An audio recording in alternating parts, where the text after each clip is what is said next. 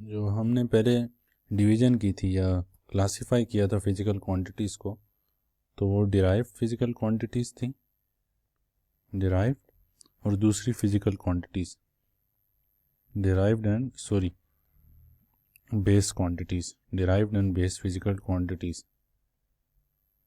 अब physical quantities को classify करने का या उनको डिवाइड करने का एक दूसरा मेथड भी है, जिसे हम लिख लेते हैं मेथड 2, और वो ये है कि स्केलर्स एंड वेक्टर्स। हम इनको स्केलर्स एंड वेक्टर्स के तौर पे भी क्लासिफाई करते हैं, स्केलर्स एंड वेक्टर्स। जो स्केलर्स होते हैं वो हम अब तक फ्रीक्वेंटली पढ़ते आए हैं, यूज़ करते आए हैं, जो कि mass, length, time, area, volume etcetera. अब इनको रिप्रेजेंट करने का, इनकी अगर रिप्रेजेंटेशन की जाए इन न्यूमेरिकल फॉर्म, तो वो अगर हम दो वर्ड्स लिखें, इंटीजर और दूसरा वर्ड है हमारे पास सिंबल, तो इन दो वर्ड्स से इनको रिप्रेजेंट करना काफ़ी होगा।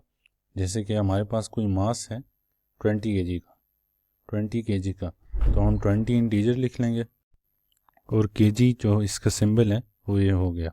तो ये हमने एक फिज़िकल क्वांटिटी जो कि मास है वो और स्केलर क्वांटिटी है उसको फुली रिप्रेजेंट कर दिया। अब जो वेक्टर्स हैं उसके साथ ऐसा नहीं है। सेकंड, एक सबर, सीधी लाइन ड्रॉ करना। जो वेक्टर्स हैं उनके लिए थोड़ा सा डिफरेंट होगा। हम लिखेंगे इसी तरह से इंटीजर और सिंबल, लेकिन यहाँ पे काम ख़त्म नहीं होगा। हम इस इंटीजर के ऊपर एक हॉरिजॉन्टल लाइन ड्रॉ करेंगे, हॉरिजॉन्टल एरो। तो ये अब हमने कम्प्लीटली रिप्रेजेंट कर लिया। अब अगर हमारे पास एक फ़िज़िकल क्वांटिटी है जो कि वेक्टर है, फॉर एग्ज़ाम्पल फोर्स, और उसका वही पुरानी वाली वैल्यू ले लेते हैं 20, तो 20 इंटीजर हो गया और फोर्स का सिंबल जो कि फोर्स का यूनिट न्यूटन होता है और उसका सिंबल एन। और हम यहाँ पे काम ख़त्म नहीं होगा, हम 20 के ऊपर जो है एक हॉरिजॉन्टल एरो लगा लेंगे। तो ये हमने फुली रिप्रेजेंट कर लिया फोर्स को।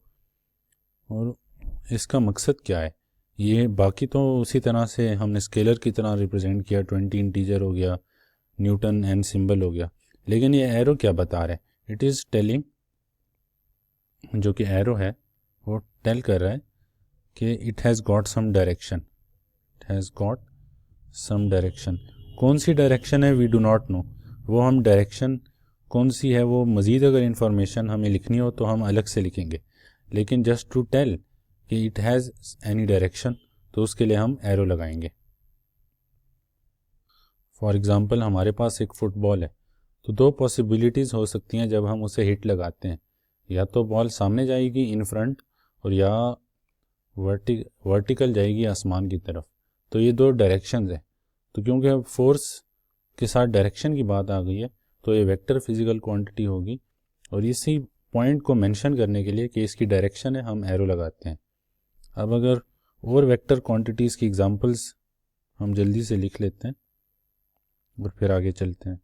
एग्जांपल्स में सबसे पहले तो फोर्स ही आ जाएगा, उसके बाद एक्सेलरेशन, और जो ग्रेविटी है वो भी एक्सेलरेशन ही है, और उसकी जो डायरेक्शन है वो डाउनवर्ड्स होती है, टुवर्ड्स द ग्राउंड। इसके अलावा moving charge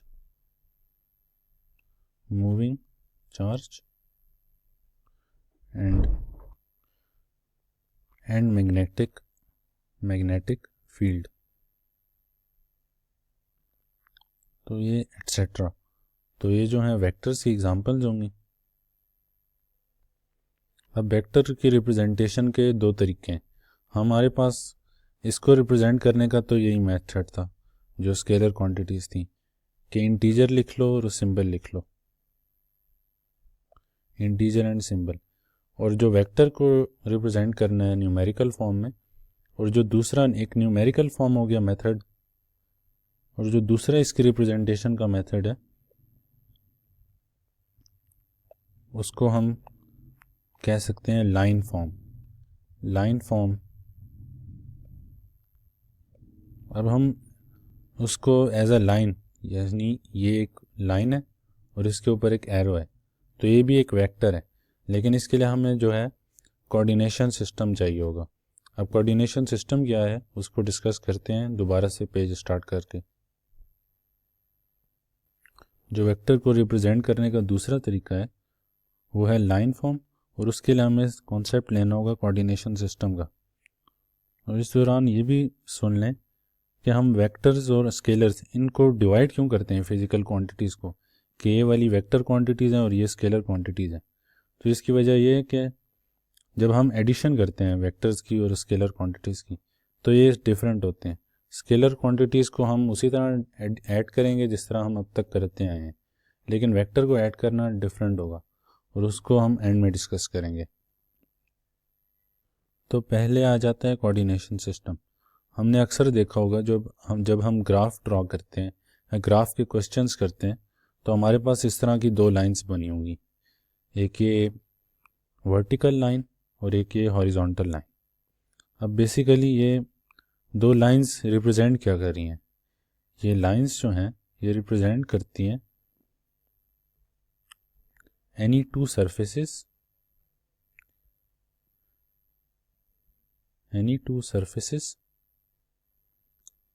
that make angle of 90 degree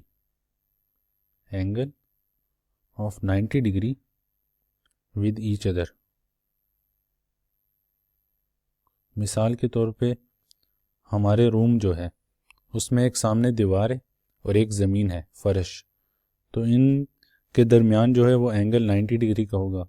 और हम उन दोनों दीवार को और जो फर्श है उसको हम इन दो लाइन से रिप्रेजेंट करेंगे और दोनों का जो एंगल है 90 डिग्री है। अब हम यहाँ पे ये तो नहीं लिख सकते कि ये दीवार है और ये फर्श है, वो तो काफ़ी लंबा वर्ड हो जाएगा, तो उसकी जगह पे हम एक्सिस का वर्ड यूज़ करते हैं। और एक्सिस में भी फिर हम जो अल्फ़ाबेट्स हैं वो यूज़ करते हैं कि ये दो डिफरेंट एक्सिस हैं। ये जो वर्टिकल एक्सिस होता है उसको हम ज़्यादा दफ़ा कहेंगे वाई एक्सिस, और जो हमारे पास हॉरिजॉन्टल एक्सिस होगा ये वाला, इसको हम कहेंगे एक्स एक्सिस। तो ये अब हमने दो लाइंस ड्रॉ कर ली और इस एक्सिस को जो है हम एक दूसरा नाम भी देते हैं, एक्सिस या रेफरेंस लाइंस। और कोऑर्डिनेट सिस्टम किससे बनते हैं? कोऑर्डिनेट सिस्टम दो चीज़ों से बनते हैं। एक तो हो गया हमारे पास एक्सिस या रेफरेंस लाइंस, और दूसरा हमारे पास पॉइंट्स होते हैं। अब ये जो दो लाइंस हैं और इनके बीच में हमारे पास ये एरिया नज़र आ रहा है, यहाँ पे हमारे पास पॉइंट्स हैं, ये सारी जगह हम भर दें ना तो ये पॉइंट्स ही होंगे इनसे। अब ये जो पॉइंट्स हैं और ये लाइंस ये मिलकर कोऑर्डिनेशन सिस्टम बनाती हैं। अब ये पॉइंट्स को हम जो दूसरा नाम देंगे और उसे ही हम कहेंगे वेक्टर। ये पॉइंट्स हैं हमारे पास वेक्टर्स। अब आते हैं वेक्टर्स की तरफ। जो वेक्टर को रिप्रेजेंट करने का दूसरा तरीका था लाइन फॉर्म, तो वो इसमें हमें कहाँ पे नज़र आएगा? जो ये पॉइंट्स हैं, मिसाल के तौर पे हमारे पास ये पॉइंट ले लेते हैं, दिस इज़ अ वेक्टर। तो अब इसको हम लाइन फॉर्म में उसी तरह से जैसे लास्ट पेज की इस जगह पे हमने मेरे ख्याल से ड्रॉ किया था, तो इसको भी यहाँ पर इसी तरह ड्रॉ करेंगे। एक लाइन हम स्ट्रेट लाइन ड्रॉ करेंगे इस एज तक या इस कॉर्नर तक। अब ये हमने वेक्टर को फुली ड्रॉ कर लिया और ये जो पॉइंट है यहाँ पे हमने इस स्ट्रेट लाइन को आके मीट करवाया है, इसको हम कहेंगे ओरिजिन। तो जो भी वेक्टर है, ये सारे जो पॉइंट्स हैं ये वेक्टर्स हैं। अब इसको रिप्रेजेंट जब हम कोऑर्डिनेशन सिस्टम में करेंगे या लाइन फॉर्म में करेंगे तो हम उस लाइन को ओरिजिन, एक स्ट्रेट लाइन खींचेंगे उस वेक्टर से जो कि ओरिजिन के साथ आके मीट करेगी। और यहाँ पे काम ख़त्म नहीं होगा, हम आखिर में इसके ऊपर एक एरो भी लगाएंगे। एक तो ओरिजिन वाला एंड हो गया ये वाला, और एक दूसरा एंड हो गया। तो ओरिजिन के अलावा जो दूसरा एंड है वहाँ पर हम एक एरो लगाएंगे। अब ये वेक्टर जो है फुली रिप्रेजेंट हो गया एक कोऑर्डिनेशन सिस्टम में या अपनी लाइन फॉर्म में। ये हमने लाइन फॉर्म में उस वेक्टर को रिप्रेजेंट कर दिया। अब इसकी मज़ीद डिटेल के लिए थोड़ी सी बातें समझते हैं। पहली बात कि जो वेक्टर था यहाँ पे पॉइंट, उस पॉइंट से ये तो मेंशन हो गया कि दिस इज़ अ वेक्टर, लेकिन अब हम लाइन क्यों ड्रॉ कर रहे हैं ओरिजिन तक? इसका रीज़न ये है कि हमें पता चले कि जब हम इसको रिलेट करेंगे अदर वेक्टर्स के साथ, रिलेट टू अदर वेक्टर्स, तो हमें पता चले कि इन दोनों की मैग्नीट्यूड में क्या डिफरेंस है। तो वो हमें लाइन से ज़रा बेटर पता चल जाएगा। हमें वैल्यू की तरफ जाना ही नहीं पड़ेगा। बहुत दफ़ा हमें बताना सिर्फ यही होगा कि कौन सा वेक्टर बड़ा है कौन सा छोटा है। तो अगर दूसरा वेक्टर जो कि यहाँ पे लाई कर रहा है उसका पॉइंट, और ये हमने ओरिजिन, अब इसको हम फुली ड्रॉ कर देंगे तो यहाँ से एक स्ट्रेट लाइन खींचेंगे जो कि ओरिजिन की तरफ चली जाएगी, और इसके ऊपर एक एरो, ओरिजिन का जो दूसरा एंड है वहाँ पर हम एक एरो ड्रॉ करेंगे। तो हमने दूसरा वेक्टर फुली ड्रॉ कर लिया। अब हम बताना है कि हम देखकर सिर्फ बता सकते हैं कि कौन सा वेक्टर बड़ा है और कौन सा छोटा है, तो इसलिए हमने लाइन ड्रॉ कर ली। और दूसरी बात ये कि हम इसको मेंशन करेंगे, इसकी वैल्यू हम टोटली तो मेंशन नहीं कर सकते यहाँ पर हम लेटर्स लिख सकते हैं, अल्फ़ाबेटिक लेटर्स लिख सकते हैं, क्योंकि वो जगह भी कम लेंगे और यहाँ पर मेंशन करना भी आसान होगा। तो इसको हम वेक्टर ए कर लेते हैं, ए लिखेंगे, ऊपर एरो, जिस तरह हम वैल्यू लिखते हैं उसी तरह से ये जो दूसरा वेक्टर है इसका हम कह लेते हैं बी वेक्टर।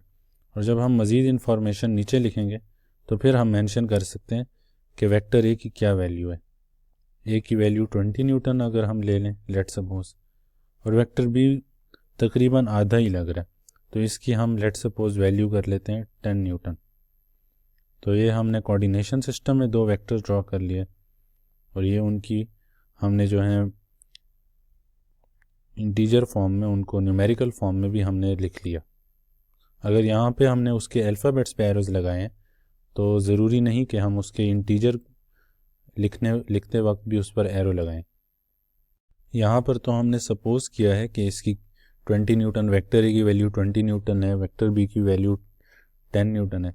लेकिन कोऑर्डिनेशन सिस्टम में हम किस तरह रीड करते हैं, तो आगे आने वाले क्वेश्चंस में और टॉपिक्स में हम ये सीखेंगे कि हम किस तरह कोऑर्डिनेशन सिस्टम से रीड कर सकते हैं कि ये वेक्टर्स की मैग्नीट्यूड क्या है।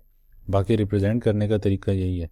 और इसकी एग्जांपल हम ले लें अगर फोर्स, तो समझना शायद ज़्यादा इजी हो जाएगा कि ये फोर्स क्या है। अगर फोर्स जो कि एक वेक्टर फिजिकल क्वांटिटी है और ये उसकी एग्जांपल्स हैं, एक वेक्टर हमारे पास ए है और दूसरा वेक्टर, एक वेक्टर ए है, दूसरा हमारे पास वेक्टर बी है, उसको हमें रिप्रेजेंट करना है इंटीजर फॉर्म में या न्यूमेरिकल फॉर्म में।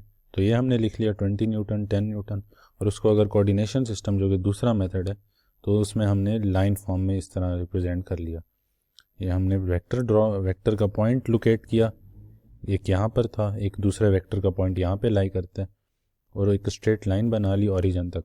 तो ये 20 न्यूटन की फोर्स का वेक्टर हो गया वेक्टर ए, और ये जो 10 न्यूटन की फोर्स का वेक्टर बी हो गया।